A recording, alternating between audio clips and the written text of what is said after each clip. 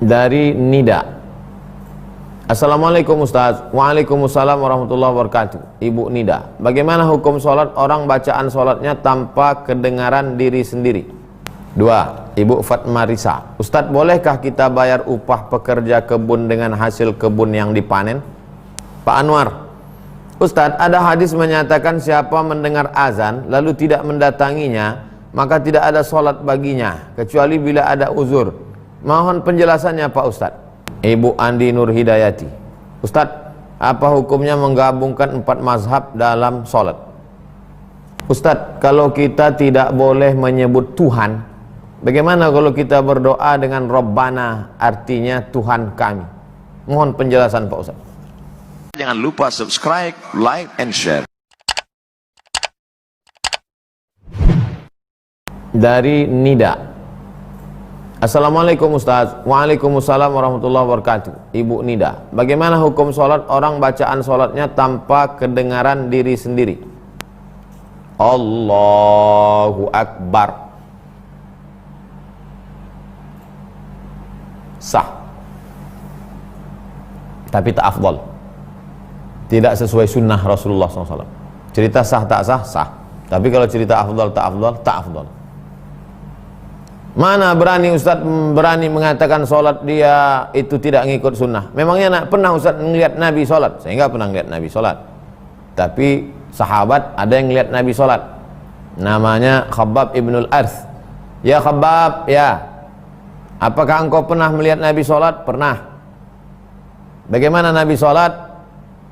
Bergerak mulutnya. Dari mana kau tahu Nabi itu bergerak mulutnya? Bittirabi lihyatih, kulihat jenggotnya bergoyang. Baru inilah saya bisa menjelaskan hadis ini. Sholat zuhur, sholat asar yang nggak bunyi Allahu Akbar, kurang panjang pula. Kenapa nampak jenggot bergoyang? Karena dagu bergoyang. Kenapa dagu bergoyang? Karena tulang bergoyang. Kenapa tulang bergoyang? Karena kalau membaca qiraatul Fatihah, membaca itu bergerak mulut. Kalau ada orang baca nggak bunyi, itu namanya mutola'ah, baca nggak bunyi. Mutola'ah namanya. Kita sholat itu bukan disuruh mutola'ah, qiraah, membaca bergerak. Begitu Ibu Nida. Ustaz sendiri Allahu Akbar kabira. Hamsah. Hamsah itu bisikan di agak-agak terdengar telinga kita sendiri. Bismillah. Hamsah namanya. 2. Ibu Fatma Risa, Ustaz, bolehkah kita bayar upah pekerja kebun dengan hasil kebun yang dipanen?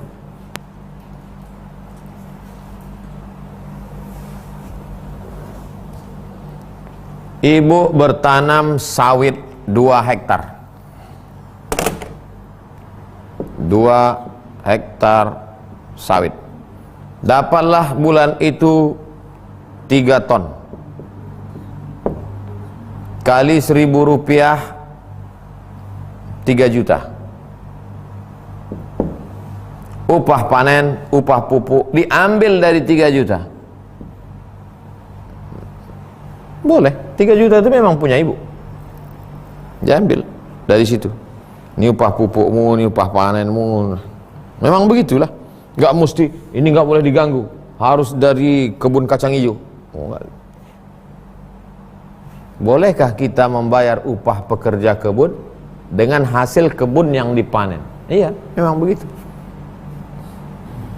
Pokoknya u'tul ajira ajrahu qabla an yajif fa'arakuhu. Beri upah pekerjamu sebelum kering keringatnya. Maksudnya segera, jangan ditunda-tunda. Dari mana duitnya? Bisa dari duit belum dijual sawitnya, dari duit yang dibawa dari rumah. Udah disiapkan, nanti diagak-agak begini nanti bayarnya. Begitu Ibu Fatma Risa. Pak Anwar, Ustadz, ada hadis menyatakan siapa mendengar azan lalu tidak mendatanginya, maka tidak ada sholat baginya kecuali bila ada uzur. Mohon penjelasannya Pak Ustadz. la salata li jaril masjid illa fil masjid. Tidak sah salat orang yang dekat masjid kecuali di masjid. Maksud situ apa? Waktu sebelum ada mikrofon, di agak-agak suara azan itu terdengar. Di mana Bilal itu azan dulu? Naik ke satah atap rumah. Allahu Akbar, Allahu Akbar. Berapa rumah itu yang dengar? Tiba-tiba tak datang dia ke masjid. Sholat dia di rumah. Sahkah sholatnya di rumah itu? Cerita sah tak sah? Sah. Sah sholat. Menurut mazhab Syafi'i, sholat berjamaah itu hukumnya fardu kifayah. Sholat berjamaah ke masjid, mazhab Syafi'i fardu kifayah. Mazhab Maliki sunat muakkad. Mazhab Hambali sholat berjamaah ke masjid wajib. Makanya di Saudi Arabia razia Satpol PP, Baladiyah itu Satpol PP, Baladiyah, haji. Wajib, karena mereka wajib sholat ke masjid. Jadi begitu Pak Anwar, orang yang mendengar suara azan lalu tidak mendatanginya, maka tidak ada sholat baginya kecuali bila ada uzur. Itu terkait tentang orang yang mendengar azan. Ini ceritanya dulu sebelum ada mikrofon ini, terdengar suara azan dari kenapa dia tak ke masjid, ancaman. Tapi tentang sholat di masjid itu secara umum hukumnya ini. Ustaz condongnya kemana? Dulu sebelum wabah corona ini saya condong ke Hambali. Sholatlah ke masjid, sholat ke masjid. Tapi setelah corona ini saya pun tak ke masjid. Sholat Jumat kemarin ya ke masjid. Begitu Pak Anwar. Pak Andi, Ibu Andi Nur Hidayati. Ustadz, apa hukumnya menggabungkan 4 mazhab dalam sholat?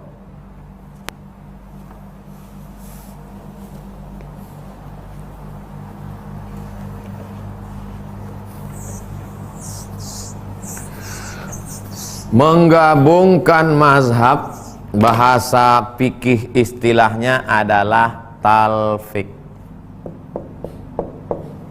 Talfik, menggabungkan mazhab. Laffaqa yulaffiqu, menempelkan. Diambil beberapa kertas, laffaq, tempelkan. Talfik. Pendapat yang satu ekstrim kanan, yang satu ekstrim kiri. Ekstrim kanan mengatakan enggak boleh talfik sama sekali, enggak boleh talfik. Pendapat yang kedua mengatakan silakan talfik, karena semuanya adalah ulama. Kalau kau ambil pendapat ini, Hanafi ulama, Maliki ulama, Syafi'i ulama, mereka irtihad ngambil dari Nabi, boleh. Yang tengah, boleh talfik dalam, boleh talfik di luar qadiyah. Kalau satu qadiyah nggak boleh. Qadiyah tuh misalnya wudu, cara wudu, membatalkan wudu. Cara wudunya Syafi'i, membatalkan wudunya Syafi'i juga. Jangan cara wudunya Syafi'i, membatalkan wudunya pindah Maliki. Itu namanya sudah satu beda qadiyah. Jadi tidak boleh talfik kalau dalam satu qadiyah. Saya condong kepada pendapat ini, karena kalau ini nanti khawatirnya tatabu rukhas, ngambil mudah-mudahnya, ambil gampang-gampangnya aja. Tapi kalau ini insya Allah jangan talfik dalam satu ibadah. Makanya kemarin sahabat saya datang dari Jakarta, sholat dia di Pekanbaru. Heran dia, loh gimana ini orang Pekanbaru nih ngaji? Kenapa? Saya bilang, saya sholat subuh tadi di situ. Dia pakai dia bismillahnya mazhab Syafi'i. Terus subuh kunutnya pindah ke Hambali. Bismillahirrahmanirrahim. Alhamdulillahi rabbil alamin. Mestinya kalau bismillahnya jahar, Nanti habis itu Allahumma hdina fi man hadait. Itu saya pula yang malu jadinya. Saya bilang itu bukan jamaah saya itu, kata saya. Entah jamaah ustaz mana itu, kata saya.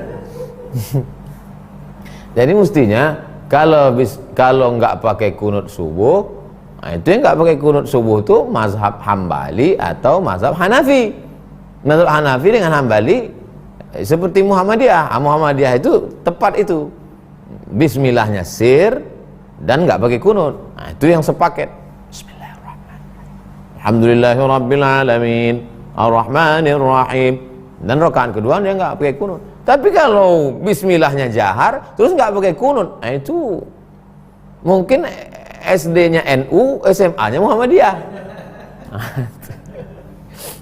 Itu. Nah, jadi saya lebih condong untuk selamatnya untuk satu qadiyah, jangan talfik.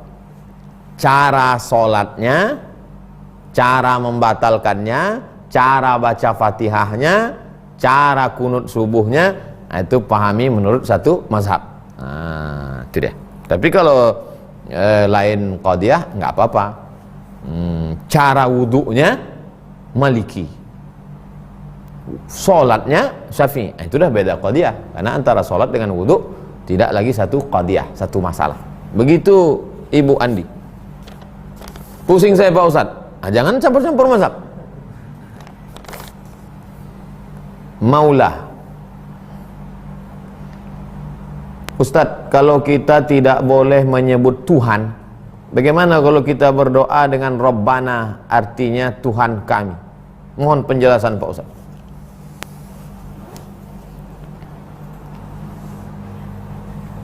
Rabb. Ketika kita sebut Rabb, di situ ada terkandung 3. Rabb yang menciptakan kami, Rabb yang memelihara kami, Rabb yang memberi kami rezeki. Tapi kalau kita katakan Tuhan, ada 3-3 nih? Tak ada. Maka kita katakan Ya Rabb, Ya Rabb, Ya Rabb. Tuhan ini bahasa kita, diterjemah, tapi terjemah tidak bisa mewakili. Sama dengan God. Oh my God, oh God, God. Saya tadi mau menjelaskan, kalau pahami dengan baik. Coba pahami dengan baik. Ya, mana dia tadi? Hilang pula udah. Wa asma'ullahi ta'ala tauqifiyah. Nama Allah Ta'ala itu tauqifi, hanya boleh dari Quran dan hadis Nabi. La tutlaqu illa bi khabarin sahih. Tidak boleh disebut nama kecuali berdasarkan khabar yang sahih, dari hadis sahih. Bukan kata saya, kata Imam Ibnu Hajar. Makanya saya selalu menyebut Ya Allah, Ya Rabb, Ya Rahman, Ya Rahim, Ya Zal Jalali wal Ikram, Ya Fa'alul lima yurid. Tak bisa terwakili ini. Ketika kita katakan God, itu tidak bisa mewakili pencipta, pemelihara, Rabb, Ya Rabb. Wallahu a'lam bishawab. Itulah yang dapat saya sampaikan. Mudah-mudahan sekali lagi, saya tidak pernah berijtihad. Saya bukan ahli ijtihad. Saya hanya menyampaikan apa yang ada di kitab. Cuman selama ini nggak bisa saya sampaikan begini karena sedang tabligh akbar, ceramah. Nah, setelah corona ini, baca kitab kita jadi jangan nanti 2 hari setelah ini keluar video. Siapa yang mengatakan Tuhan berarti tidak benar amalnya, kata UAS. Udah kena lagi saya. Itulah kaji kita malam ini, mudah-mudahan bermanfaat. Allahumma 'allimna ma yanfa'una. Ya Allah, berikanlah kami ilmu yang bermanfaat. Manfa'na bima 'allamtana. Yang sudah Kau ajarkan kepada kami, buatlah dia berguna untuk kami, untuk bangsa, untuk umat, untuk anak cucu kami, ya Allah. Allahumma dafa'na al-waba, angkat dari kami wabah, bil khusus wabah corona ini, ya Allah. Ya muqallibal qulub, Engkau yang membolak-balikkan hati, Sabit qulubana, kokohkan hati kami ala dinik, dalam agamamu, wa ala ta'atik, dalam ketaatan kepadamu ya Allah. Allah maftah lana futuhal arifin, bukakan pintu hati kami sebagaimana sudah kau bukakan kepada para wali-walimu ya Allah. Rabbana atina fid dunya hasanah wa fil akhirati hasanah wa qina adzabannar. Wa sallallahu ala sayyidina wa maulana wa syafi'ina wa dzukhrina Muhammad wa ala alihi washabbihi wasallam, walhamdulillahirabbil alamin.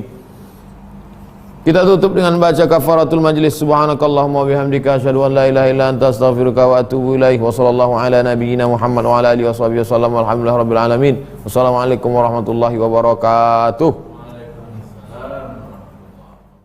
Jangan lupa subscribe, like, and share.